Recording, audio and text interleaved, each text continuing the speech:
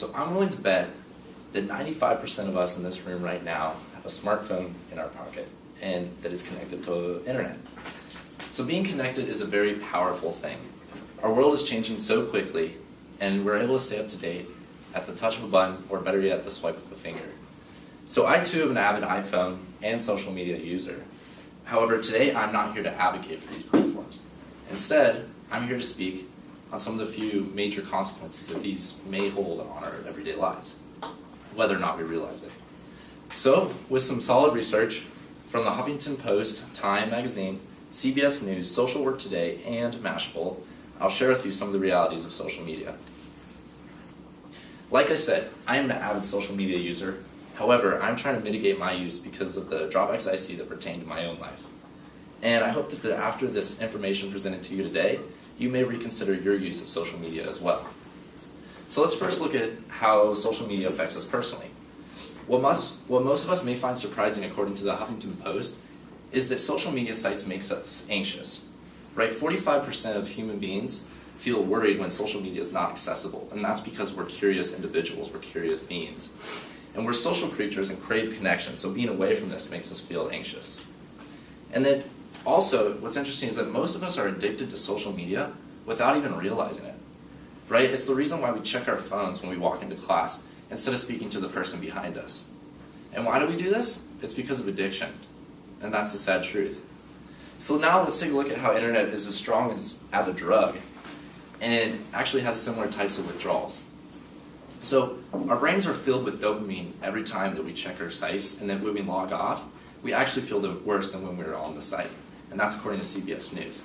So this creates withdrawals. And 13% of the US is addicted to internet like this drug. And that's according to CBS News as well. So can you imagine dropping all forms of social media right now? And you too would experience some sort of withdrawals because we're so used to filling our gaps of time with our use of social media. So I can tell you, in high school, I decided to give up Facebook for Lent one year because I decided that it was just using too much of my own time. And what I found was that the first 2 weeks, it was really hard. I wanted to reactivate my account, I wanted to log in, I wanted to see what people were doing. But after those 2 weeks, however, I started realizing that I was talking to people more, I was seeing what was going on with their life, I was making more personal connections. And these were done in a face-to-face environment, obviously. So I realized that the relationships are not made or fostered online, but rather in person. I think that's an important lesson. So yes, social media is extremely powerful, I truly believe that. But it'll never compare to the genuine relationships that we can make in person. So now let's take a look back at how social media sites like Facebook, Twitter, Instagram, LinkedIn all create actually more depressed people. So social media often makes us depressed because of the constant ability to compare ourselves to others, right? That's according to Time. Whether or not we know it, we are always comparing ourselves to others when we're on social media because it makes us much more self-conscious about ourselves. And this is magnified with social media in the terms of likes, favorites, comments, retweets, etc. It just happens, right? And I wanted to tell you about a time. So I took this photograph.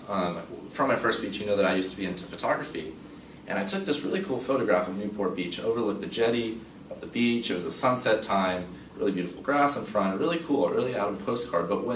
So I could tell you all about that photograph and what it looked like, but what I couldn't tell you is I don't remember who I was there with. I don't remember the conversations I had. I don't remember the things I did. And the reason because of that is because I was thinking about how I was going to post that on Instagram, what comments I was going to put on it so I could get the most likes. And that's sad.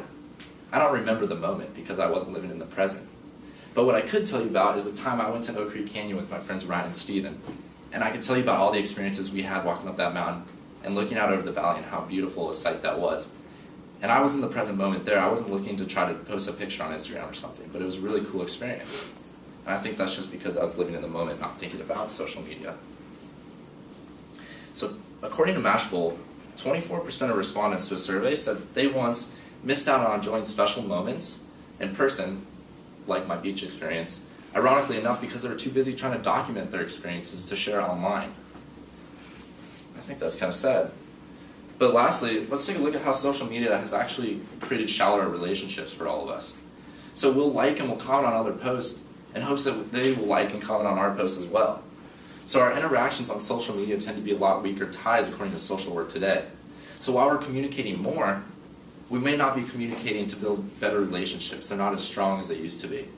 So society has placed so much value on using social media and creating a good image for ourselves that we have in turn lost touch of who we are as human beings.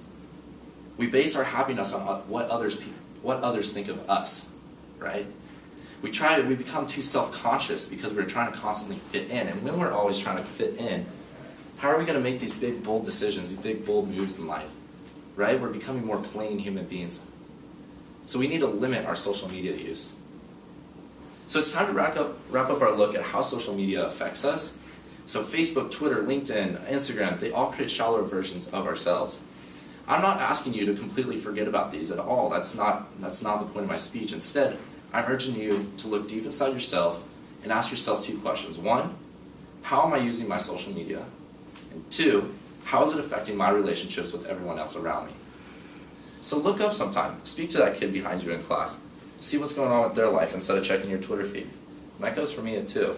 Because with all this being said, I'd like to point out that by no means am I a perfect example of this. In fact, I'm definitely addicted to social media. It is what it is, but I'm trying to mitigate my use because I think it's beneficial to my life. So I hope you learned something today about how social media plays a role in your life, and without even realizing it. And I hope that you'll reconsider the hours you spend surfing the web along with me. Thank you.